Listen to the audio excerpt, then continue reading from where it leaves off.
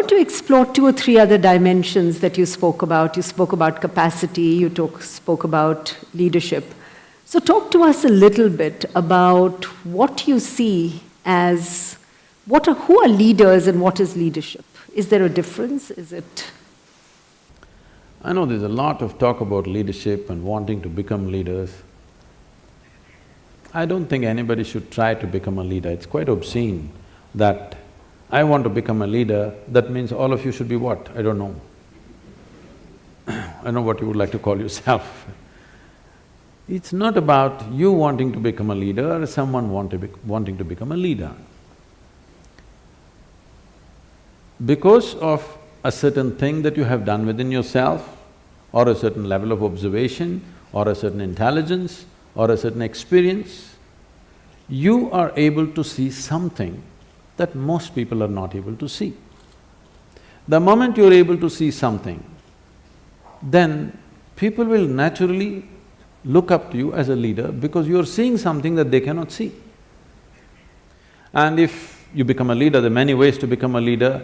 You can get elected, you can get selected, you can work it, you can pull other people down and become a leader, or simply people will rise you as a leader because they see that either you're able to see something or you're able to do something which they themselves cannot do.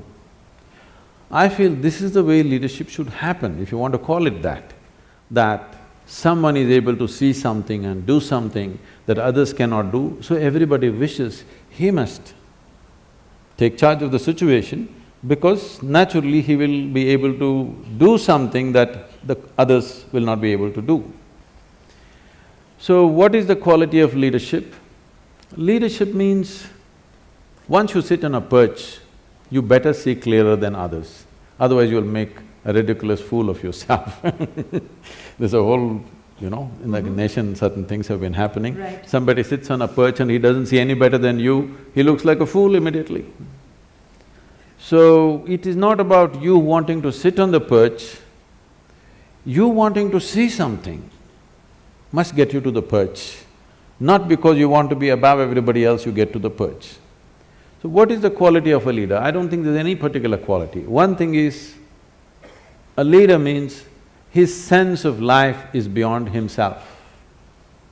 It's not about… his sense of identity is beyond himself. Somebody becomes a leader because he's willing to think and feel and act for more people than himself. If you act for yourself, you're called self-centered. If you just act for the sake of 2 or 3 people you gather in the form of family, you are named as Dhritarashtra. There are modern names for that. If you identify yourself with the entire nation or the world, you'll be looked at in a different way. Essentially, your leadership will come from the right context depending upon what you're identified with. Because everybody needs an identity. What sort of identity have you taken will determine the context and the quality of your leadership. In that context, isn't leadership something that, each of us can individually manifest? If I were to describe one dimension of leadership as saying it is about taking ownership to create a better outcome. In that context, we can convert leadership from a noun to a verb. I don't know that much grammar, okay. But you can try.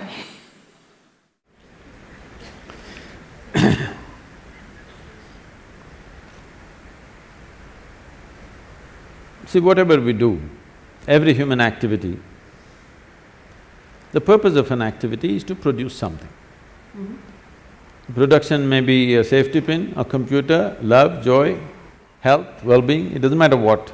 We want to produce something. When we act, we want it to be effective. How small an act or how big an act is not the important. We want something to happen effectively, which means it's a question of efficiency, it's a question of with how little, how much more you could do. That's what makes you… because all of us have the same amount of time in a day. People always tell me, Sadhguru, you had such a long day.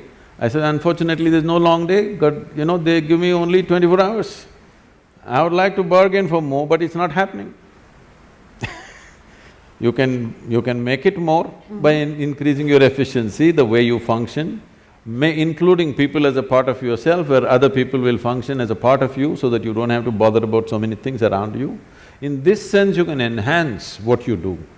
But time-wise, all of us have the same time, we can't help it. Right. So, how much can you produce, in how little time, in how little material, is the question. In the limited span of time which we have as life, what is it that we can do? Is it just about efficiency? Is it about simply mindless efficiency, do better, do better? No. At different times in history, people seem to want different things on the surface. But essentially, no matter which time of history, who they are, which part of the world they are, everybody wants the same thing, well-being. But their idea of well-being, everybody has their idea how to get there, but everybody wants well-being, no question about that. It doesn't matter which part of the world you go, whether you came here 1,000 years ago or today, 100 years later, you will see people will be still seeking well-being. In pursuit of well-being, maybe 100 years ago somebody would be going in search of water, today you're going in search of the Wi-Fi cloud but still well-being. People's idea of well-being, whatever that is, people are only well only when something beautiful happens within themselves. They think they're going to cause it to themselves by some means. But people have been happy before the Wi-Fi came, people have been happy before the automobile came, people have been happy before all the luxuries we are enjoying today appeared. So what I'm saying is, well-being, if you're in pursuit of well-being, essentially, it is about what happens within the human being. What happens within the human being, in the name of so many things, I don't want to name all the things, in the name of so many things, what we call as family, society, and another world which we call as corporate world all these things we created, these are all different names or different mechanisms that we believe will bring well-being to us. Somebody built a family, somebody built a corporation, both in pursuit of well-being, isn't it? I must tell you this. The first time I was at Davos many years ago, they were almost resentful. Why… what is a mystic doing in an economic summit? A particular CEO who was in charge of a top computer manufacturing company, 3 months later they got sold out to the Chinese. We can guess who they were. So he was very resentful. What are you doing here? Then I told him, see, what's your business? He said, I do computers. So see, whether you manufacture a computer or a safety pin or in between anything, fundamentally this is about human well-being. The basic business is human well-being. You may do it through your computer, somebody will produce safety pin, somebody will produce a cloth, somebody will produce something else. It doesn't matter what you're doing, the fundamental business is human well-being, and that's my business too. And that's why I'm here.